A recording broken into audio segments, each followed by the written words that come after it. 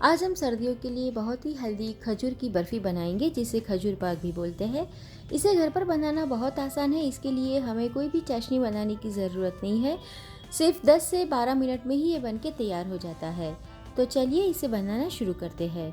ऐसी नई नई रेसिपी देखने के लिए अभी तक अपने चैनल को सब्सक्राइब नहीं किया है तो सब्सक्राइब कर दें और बाजू में दिए बेल आइकन पर ज़रूर क्लिक करें ताकि सारी वीडियो का नोटिफिकेशन आपको मिले।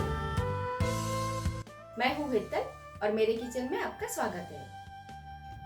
खजूर की बर्फ़ी बनाने के लिए यहाँ पर मैंने 400 ग्राम ऐसी सॉफ्ट वाली जो खजूर आती है वो ली है।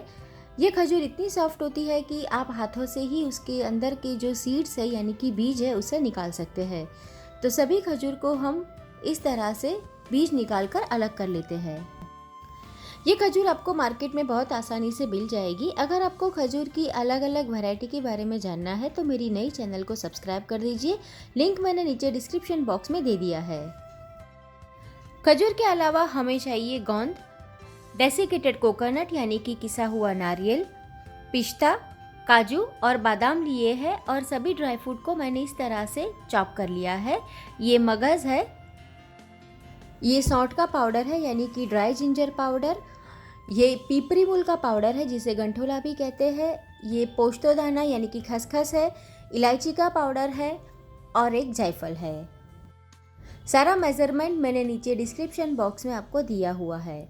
अब एक नॉनस्टिक के अंदर हम घी गरम करने के लिए रखेंगे। खजूर पाक बनाने के लिए आप इस तरह का नॉनस्टिक या तो फिर भारी तलिए वाली कढ़ाई का इस्तेमाल करें ताकि नीचे से वो चिपके नहीं। 2 से 3 चम्मच घी हमें गरम कर लेना है। जब घी अच्छी तरह से गरम हो जाए तो सबसे पहले हम ड्राई फ्रूट को अच्छी तरह से रोस्ट कर लेंगे। मैंने यहाँ पर ड्राई फ्रूट में काजू बादाम और पिस्ता लिया है। हमने 400 ग्राम खजूर ली है जो 2 कप होती है, तो इसके अंदर मैंने 1 कप ड्राई फ्रूट डाला है। काजू बादाम और पिस्ता तीनों मिलाकर 1 कप है। आपको जो भी ड्राई फ्रूट पसंद हो वो आप डाल सकते हैं। ड्राई फ्रूट को इस तरह से घी में पहले रोस्ट कर लेने से उसका जो स्वाद है और उसकी जो खुशबू है वो दोनों ही बहुत बढ़िया आती है। आप अपनी पसंद का कोई भी ड्राई फ्रूट इसके अंदर डाल सकते हैं। आप ज़्यादा से ज़्यादा इसके अंदर 1 और 1/4 कप यानी कि 1/4 कप ड्राई फ्रूट डाल सकते हैं और कम से कम आपको आधा कप इसके अंदर ड्राई फ्रूट डालना होता है। अगर आप 2 कप खजूर ले रहे हैं तो उसके सामने आप इस तरह से मेज़रमेंट लें। अभी मैंने 1 कप लिया है। आपको जितना ड्राई फ्रूट पसंद हो उसके हिसाब से आप वो क्वांटिटी को प्लस और माइनस कर सकते हैं। 1 से 1.5 मिनट के लिए हम इस तरह से ड्राई फ्रूट को रोस्ट कर लेंगे। 1 से 1.5 मिनट के बाद ड्राई फ्रूट अभी अच्छी तरह से रोस्ट हो गया है, उसकी बहुत ही बढ़िया खुशबू भी आ रही है। तो अब हम इसके अंदर मगज़ और पुष्पदाना यानी कि खसखस डालेंगे। मैंने 1/4 कप के करीब यहाँ पर मगज़ ली है और 2 टेबलस्पून यहाँ पर मैंने खसखस यानी कि पोस्तोदाना डाला है जिसे पॉपी सीड भी कहते हैं। अगर आपको ड्राई फ्रूट के अंदर अंजीर और किशमिश डालनी है तो वो भी डाल सकते हैं, लेकिन अगर आप अंजीर और किशमिश डाल रहे हैं तो उसे काजू बादाम और पिस्ता के साथ रोस्ट ना करें। पहले आप इस तरह से सभी ड्राई फ्रूट जो है उसे रोस्ट कर दें, लेकिन अंजीर और किशमिश को ऐसे ही रहने दें। जब बाद में हम खजूर को घी के अंदर रोस्ट करेंगे तब आप उसके अंदर अंजीर और किशमिश डाल सकते हैं। ड्राई फ्रूट को अभी हम निकाल देंगे साइड में और उसी कढ़ाई के अंदर हम फिर से 1 से 2 चम्मच घी गरम करने के लिए रख देंगे। हम सर्दियों के लिए जब भी कोई पाक बनाते हैं तो उसके अंदर घी की मात्रा ज़्यादा होती है, लेकिन खजूर पाक ऐसा पाक है जिसके अंदर घी हमें बहुत ही कम इस्तेमाल करना होता है। घी अच्छी तरह से गर्म हो जाए यानी कि उसके अंदर से इस तरह का धुआं निकलने लगे तब हम गोंद को फ्राई कर लेंगे। गोंद डालना ऑप्शनल है, आप चाहे तो बिना गोंद डाले भी खजूर पाक बना सकते हैं, लेकिन अगर आप इसमें गोंद डालकर बनाएंगे तो उसकी न्यूट्रिशियस वैल्यू बढ़ जाएगी। बच्चे अक्सर गोंद का नाम सुनकर मुंह फुलाते हैं, लेकिन अगर आप इस तरह से खजूर पाक बनाएंगे तो बच्चों को पता भी नहीं चलेगा कि इसके अंदर आपने गोंद डाला है। इस तरह से फ्राई हो जाने पर गोंद फूलने लगेगा। जब भी आप गोंद को फ्राई करें तो घी का टेम्परेचर हाई रखें, यानी कि आपका घी अच्छी तरह से गर्म होना चाहिए। अगर घी गर्म नहीं होगा तो गोंद अच्छी तरह से फ्राई नहीं होगा और जब आप खजूर पाक खाएंगे तो गोंद आपके दांतों के अंदर चिपकने लगेगा। घी को अच्छी तरह से गर्म करने के बाद गैस की फ्लेम को आप मीडियम और हाई के बीच में रखें और इस तरह से चलाते हुए आप गोंद को फ्राई कर लें। गोंद अभी अच्छी तरह से फ्राई हो चुका है। वो फूल भी गया है, तो इसे हम एक प्लेट के अंदर निकाल देते हैं और इसी तरह से बाकी का जो गोंद है उसे भी फ्राई कर लेंगे। गोंद को फ्राई करने के लिए आप ज़्यादा घी का इस्तेमाल ना करें और घी कम होने पर कढ़ाई को आप इस तरह से एक साइड कर देंगे तो आप आसानी से गोंद को फ्राई कर पाएंगे। गोंद को फ्राई करने के बाद उसे हम थोड़ा ठंडा कर लेंगे और फिर मिक्सर जार के अंदर उसे ग्राइंड कर लेंगे। अब फिर से उसी कढ़ाई के अंदर हम खजूर डालेंगे जिसमें से हमने बीज निकाल कर रखे थे। ये बहुत ही सॉफ्ट वाली खजूर है, तो इसे आपको मिक्सर जार के अंदर ग्राइंड करने की ज़रूरत नहीं है, लेकिन अगर आपकी खजूर इतनी सॉफ्ट नहीं है तो आप मिक्सर जार में उसे ग्राइंड कर सकते हैं। अगर आप खजूर पाक के अंदर अंजीर और किशमिश डालना चाहते हैं तो खजूर के साथ ही उसे मिक्स कर दे।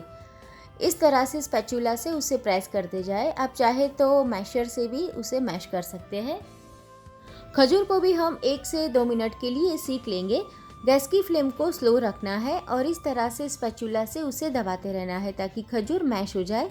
अभी खजूर अच्छी तरह से मैश हो चुकी है हमारी। आप चाहे तो खजूर को सेकने के लिए 1 से 2 चम्मच घी और डाल सकते हैं, मैंने नहीं डाला है। खजूर हमारी अच्छी तरह से मैश हो चुकी है, तो अब इसके अंदर हमने जो ड्राई फ्रूट रोस्ट करके रखा था वो डाल देंगे। थोड़ा सा ड्राई फ्रूट मैं गार्निशिंग के लिए बचा कर रख रही हूँ।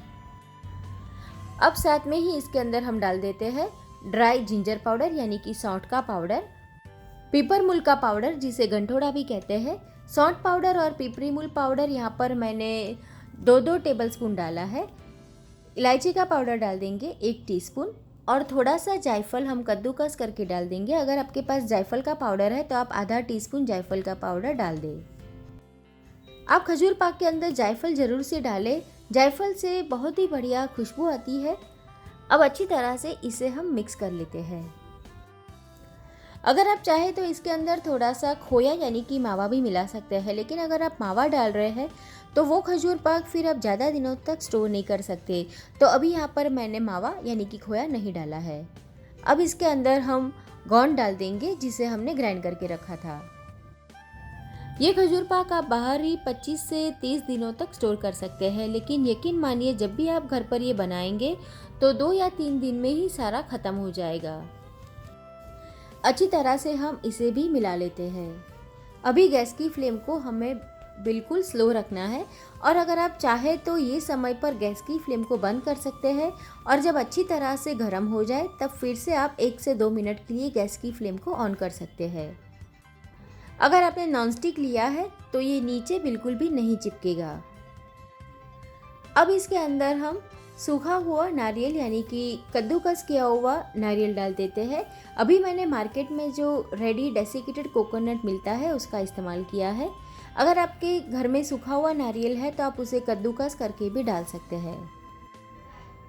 अच्छी तरह से उसे भी हम मिक्स कर लेते हैं। तो अभी हमारा खजूर पाक यानी कि खजूर की बर्फ़ी बनकर तैयार है।